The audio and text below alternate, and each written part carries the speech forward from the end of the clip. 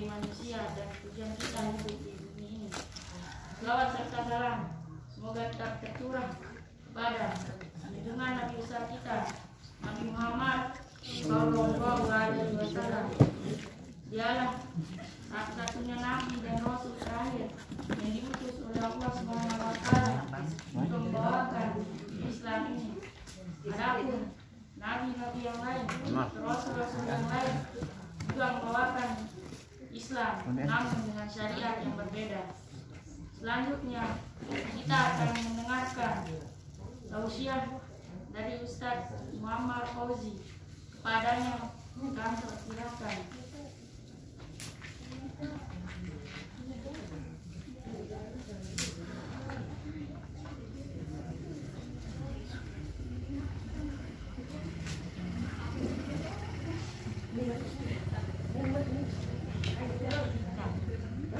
Wah, nah, dah.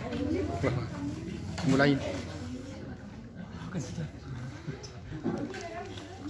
Assalamualaikum warahmatullahi wabarakatuh. Waalaikumsalam warahmatullahi wabarakatuh. Alhamdulillahirabbil alamin. Nahmaduhu wa nasta'inuhu wa nastaghfiruh wa na'udzu billahi min shururi anfusina wa min sayyiati a'malina. May yahdihillahu fala mudilla lahu wa may yudlil fala hadiya lahu. Asyhadu an la ilaha illallah wahdahu la syarika lahu wa asyhadu anna Muhammadan 'abduhu wa rasuluh. Allahumma sholli ala Muhammad wa ala alihi wa sahbihi wa man wala. Alhamdulillah, jamaah Bapak Ibu, tiada henti-hentinya kita memuji Allah seraya mengucapkan kalimat tahmid alhamdulillahirabbil alamin atas seluruh kenikmatan yang Allah berikan kepada kita. Salawat dan salam senantiasa juga kita ucapkan kepada Nabi Muhammad Sallallahu Alaihi Wasallam. Dan salawat kepada Nabi ini adalah ibadah. Wabil khusus pada malam Jumat seperti ini, maka kita dianjurkan memperbanyak salawat secara mutlak. Sebagaimana disebutkan Nabi Sallallahu Alaihi Wasallam, man shalla alaihi salatan sallallahu alaihi bihi aw biha asyara. Barang siapa yang sholawat kepadaku dengan satu kali sholawat, maka Allah akan bersholawat kepada dia 10 kali sholawat. Oleh karenanya Allah berfirman, innallaha wa malaikatahu yusholluna 'alan nabi ya ayyuhalladzina amanu shollu 'alaihi wa sallimu taslima. Sesungguhnya Allah dan para malaikat bersolawat kepada Nabi Muhammad. Wahai orang-orang yang beriman, maka bersolawatlah kalian kepada Nabi Muhammad SAW. Akan tetapi jemaah, solawatnya manusia kepada Nabi itu berbeda dengan solawatnya Allah kepada Nabi. Jadi kalau Allah bersolawat, kita bersolawat kepada Nabi, itu kita berdoa agar Allah Subhanahu Wa Taala melimpahkan rahmatnya kepada beliau. Bukan berarti karena beliau tidak dapat rahmat. Nabi Shallallahu Alaihi Wasallam telah dijamin surga baginya. Akan tetapi di antara faedah sholawat ini adalah lebih banyak kembali kepada kita. Satu kali kita mengirim sholawat kepada Nabi, 10 kali yang akan balik kepada kita. Adapun sholawat Allah kepada Nabi Shallallahu Alaihi Wasallam itu tidak bermakna doa. Tidak bermakna. Apa maknanya? Maknanya adalah sanjungan as-sana, yakni sanjung. Allah menyanjung, Allah memuji Nabi Sallallahu Alaihi Wasallam. Jamaah rahimani rahimakumullah, di malam yang sangat baik ini, masya Allah, semoga Allah Subhanahu Wa Taala berikan kepada kita kesehatan untuk menjalankan aktivitas kehidupan ini. Wabil khusus kuat kita untuk menjalankan ibadah, sebagaimana tujuan penciptaan manusia ini adalah untuk beribadah. Wa ma khalaqtul jinna wal ins illa liya'budun. Tidaklah aku ciptakan jin dan manusia kecuali untuk menyembah. Adapun perkara-perkara dunia ini jemaah, itu hanya penopang kita agar kita bisa beribadah dengan baik dan benar. Selanjutnya di malam ini kayaknya kita akan berdiskusi. Kemarin sudah bahas tauhid. Insya Allah kita seling dengan fikih nih. Kita seling dengan fikih. Jamaah rahimani rahimakumullah. Pada diskusi ini kita coba memperkuat kembali pembahasan kita tentang sholat. Kita perkuat lagi dia tentang sholat. Kenapa sholat ini jamaah? Karena ini adalah ibadah yang salah satu yang sangat rutin kita lakukan. Berulang-ulang kita lakukan sholat ini. Jadi kita harus kenal betul, kita harus tahu betul, memastikan bacaan yang benar, memastikan gerakan yang benar. Karena ini terus kita lakukan 5 kali sehari malam, 17 rakaat itu 5 kali sehari, sebelum lagi ditambah dengan yang sunnah-sunnahnya. Yang senang sholat tahajud, yang senang sholat duha, yang senang sholat rawatib, nah, itu lebih banyak lagi pahalanya. Jamaah rahimani rahimakumullah, ada yang masih mengingat apa sholat ini artinya? Nah, kalau ditanya muslim, sholat itu apa? Nah, itu diantara fungsinya. Nah, sekarang sholat ini apa jamaah? Kayaknya dulu pernah kita sampaikan. Perintah, ya. Secara bahasa doa. Secara bahasa bermakna ad-doa. As-sholatu lughatan ad-doa. Sholat secara bahasa artinya adalah doa. Kenapa? Karena di dalam sholat itu banyak sekali doa-doanya. Banyak doanya. Wabil khusus sholat jenazah. Itu doanya sih itu ya. Ya. Bahkan di antara tujuan sholat jenazah itu bukan yang lain. Tujuannya apa? Doa tujuannya. Oleh karenanya, ba'da sholat jenazah tidak ada doa lagi. Sudah doa di mana? Di dalam sholat. Itu doa yang berkah itu di dalam sholat. Itu yang makbul, itu yang benar. Bahkan di antara tujuan sholat jenazah itu tujuannya adalah doa itu, mendoakan si mayit. Itu secara bahasa memang. Adapun secara istilah ini maksudnya secara syariatnya apa yang diinginkan dengan sholat ini? Sholat ini apa diinginkan? Kata ulama fikih, as-sholatu hiya aqwalun wa af'alun makhsusatun al-muftatahatu bitakbiratil ihram wal muftatamatu bitaslim. Sholat ini kata ulama adalah aqwalun, bacaan-bacaan. Ada bacaan dalam sholat? Arab di? Ada gerakan di dalam sholat? Ada. Gerakan. Kan gerak ruku, sujud itu gerakan. Jadi sholat itu artinya bacaan-bacaan dan gerakan-gerakan makhsusotun yang khusus. Tahu khusus ibu-ibu? Khusus ini artinya ada aturan. Aturan. Oleh karena dia punya aturan, tidak boleh kita buat aturan sendiri. Ya ibu-ibu, bapak-bapak, siapa yang buat aturan? Allah. Siapa yang buat ini? Allah melalui Nabi Sallallahu Alaihi Wasallam. Maka tidak boleh kita buat aturan sendiri. Semua sudah jelas sekali di dalam tuntunan sholat itu, tuntunan sholat Nabi Sallallahu Alaihi Wasallam. Jadi bacaan-bacaan, gerakan-gerakan yang khusus. Kapan dimulainya sholat ini? Dihitung sholat itu kapan? Ketika takbiratul ihram. Apa takbiratul ihram ini? Takbir yang pertama. Yakni kenapa disebut takbiratul ihram? Karena dia mengharumkan gerakan selain gerakan sholat. Jadi haram ada gerakan lain yang ditambah-tambah itu selain gerakan sholat. Nah ini gerakan sholat yang diajar oleh Nabi maksudnya. Kemudian diakhiri dengan apa jemaah? Diakhiri dengan salam. Baik, ini definisi. Dalilnya banyak sekali ya. Inna salati wa nusuki wa mahyaya wa mamati lillahi rabbil alamin. Bunyal islamu ala khamsin, syahadatu an la ilaha illallah wa iqamis shalah, dan seterusnya. Kemudian apa lagi?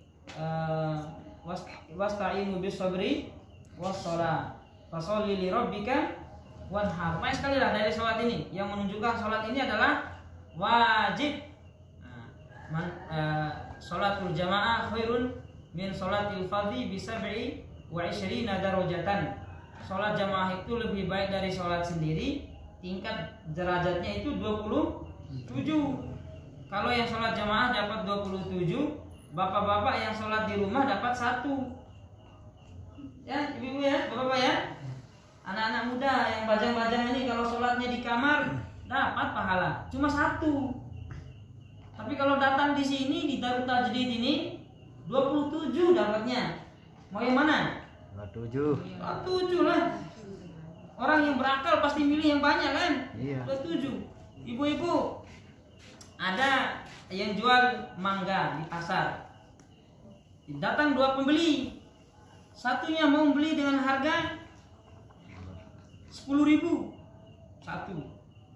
Satunya mau beli dengan harga 27.000. Mana yang mau diterima uangnya?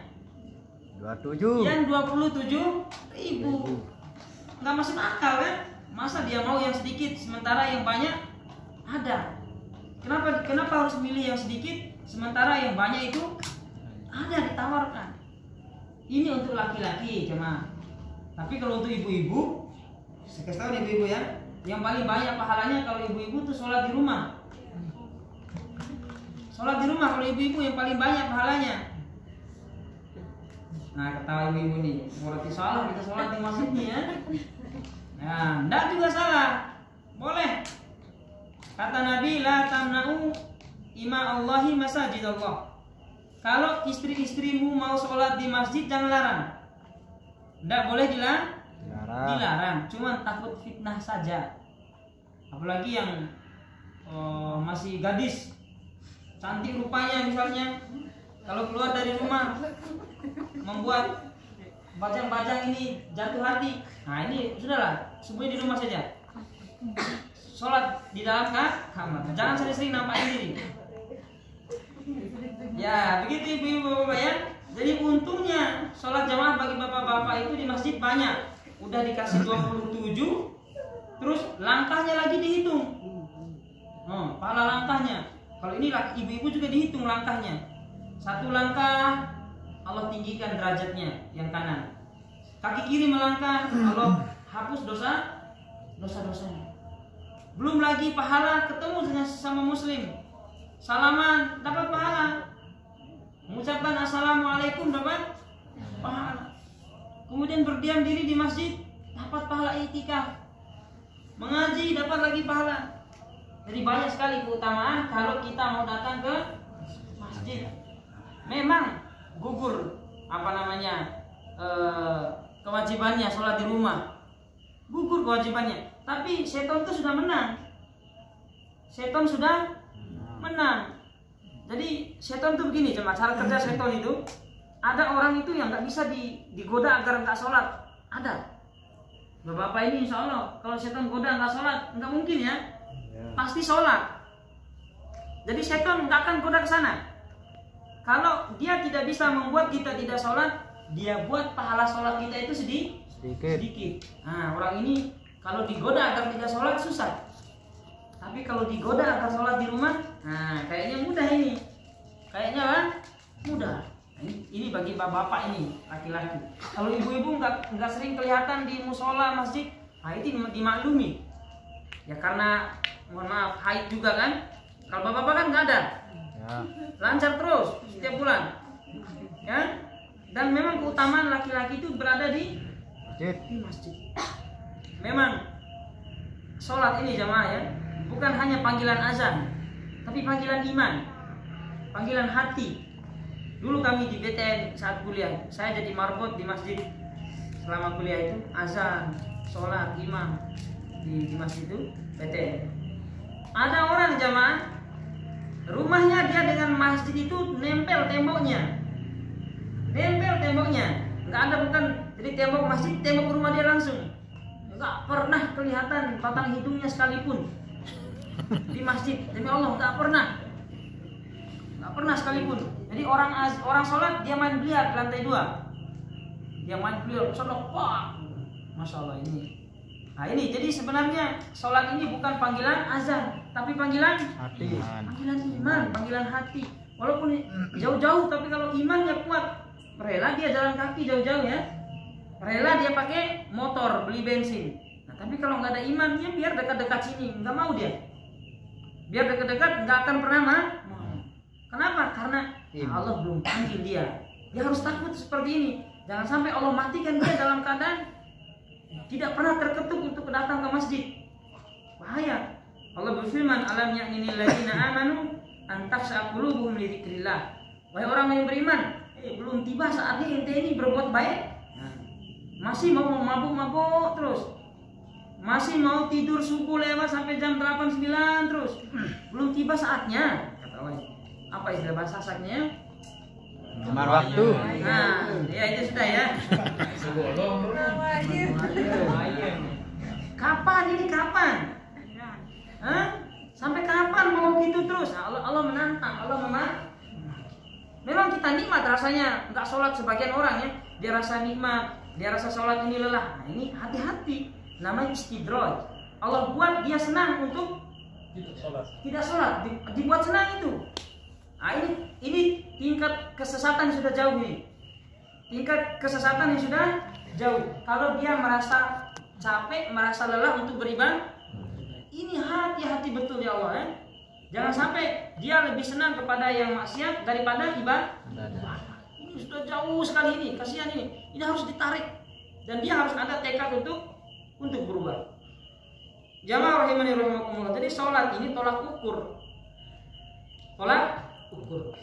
Allah berfirman, "Inna sholata tanha 'anil fahsya'i wal munkar." Sesungguhnya sholat ini dapat mencegah dari perbuatan keji dan munkar. Waktu di Bima, saat saya mendaki gunung di Bima itu, saya senang mendaki gunung, jemaah. Di atas puncak itu kami sholat. Saya pimpin pendaki-pendaki yang lain sholat di atas puncak itu, indah sekali, sejuk ya. Tapi ada anak muda segerombolan di sana itu nggak mau sholat, Habis sholat dia ngomong besar-besar agar kita dengar. Dia bilang apa?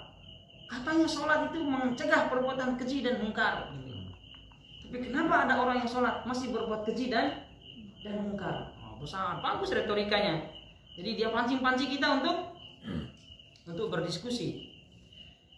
Nah setelah kita dekati jemaah, kamu sholat? Enggak, dia bilang. Karena kenapa enggak sholat? Ya karena enggak sesuai dengan ayat, dia bilang. Sholat katanya dapat mencegah perbuatan keji dan munkar.